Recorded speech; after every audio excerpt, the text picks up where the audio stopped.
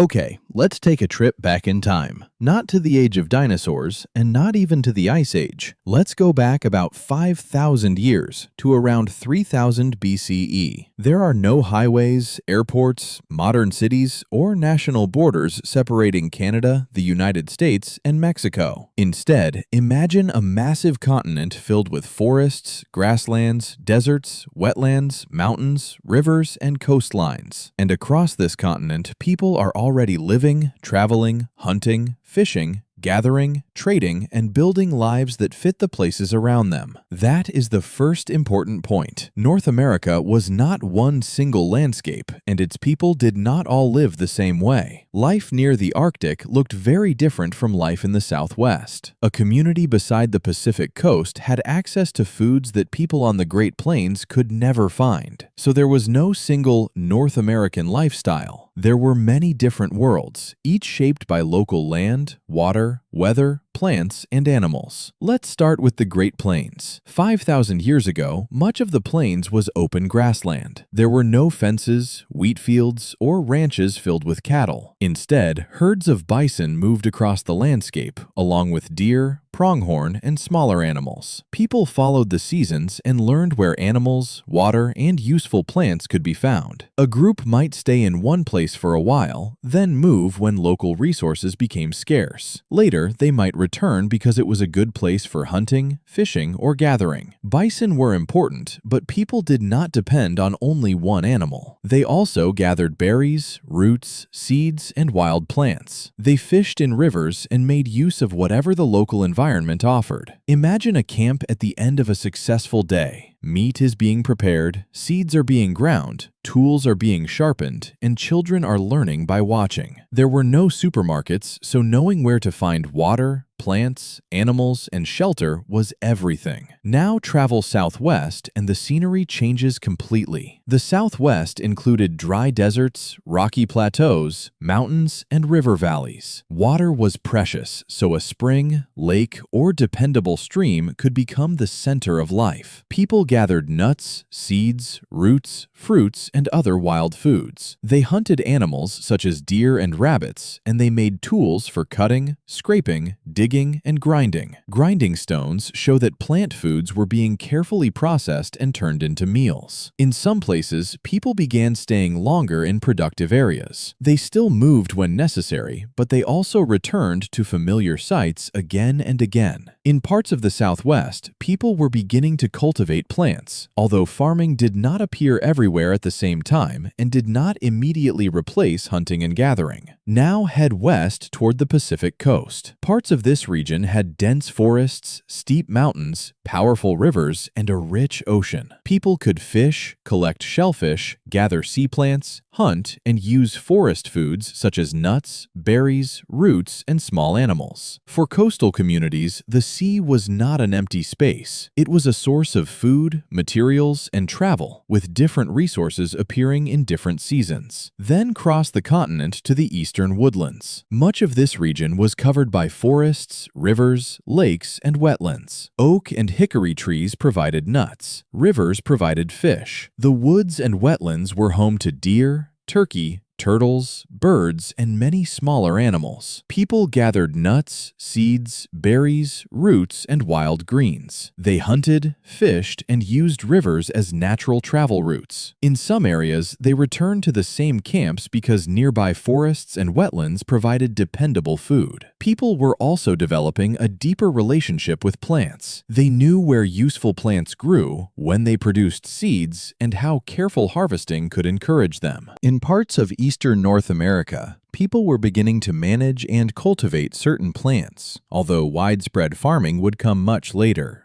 Farther north, life was shaped by cold. In the Arctic and subarctic regions, short growing seasons and long winters made fish, caribou, birds, and marine animals important. Clothing, shelters, tools, and food storage all had to be designed for difficult weather.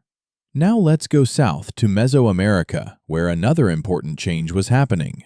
The wild ancestor of corn, called teosinte, had been selectively bred in Mexico for thousands of years. Around 5,000 years ago, people in parts of Mesoamerica were cultivating early forms of maize and building more settled communities. But the Maya and Aztec civilizations did not already exist in the form we know from history books. Those societies came much later.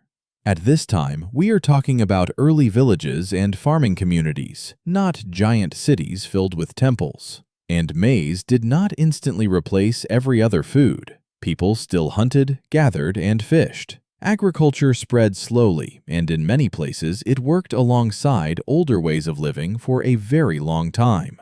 So what did everyday life look like? Most objects were made from nearby materials. Stone became knives, points, scrapers, axes, and grinding tools. Wood, bone, shell, and plant fibers became handles, needles, fishing tools, baskets, nets, mats, and weapons. The tricky part is that wood, leather, fiber, and food usually disappear after thousands of years, while stone survives. A few broken stones may be all that remains of a camp that once included shelters, clothing, baskets, fires, food, and conversations. People were also connected across long distances. Stone, shell, pigment, and other materials could travel through exchange, along with ideas and tool-making skills. Even without roads, the continent was not made up of isolated little worlds.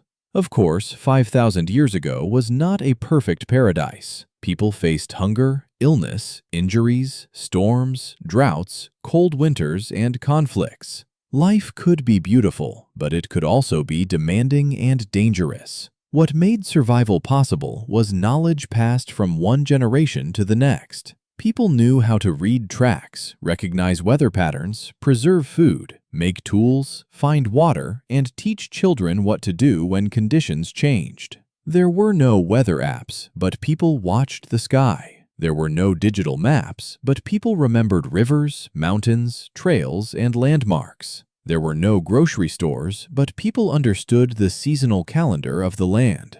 So what was North America like 5,000 years ago? It was a continent already full of people, movement, memory, and technology. It was not empty wilderness waiting for history to begin. It was not one giant village, and it was not one single culture. On the plains, people followed animals and seasonal resources. In the Southwest, they lived with limited water and experimented with cultivation.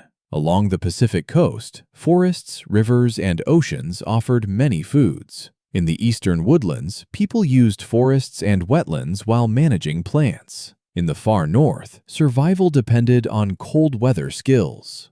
In Mesoamerica, early agriculture was helping some communities stay in one place longer. 5,000 years ago, North America was already a human landscape. The buildings and tools were different from ours, but the people were doing something very familiar: solving problems, adapting to change, teaching the next generation, and creating lives that made sense in the world around them. If you could stand there for one day, you might not see a modern city or a familiar road, but you would hear people talking around a fire. You would see someone preparing food, repairing a tool, carrying water, watching the weather, or teaching a child. The world would look ancient, but the people would be doing something we still do today, figuring out how to live in the place they call home. If you enjoyed this story, make sure to like, comment, and subscribe to support the channel. See you in the next video.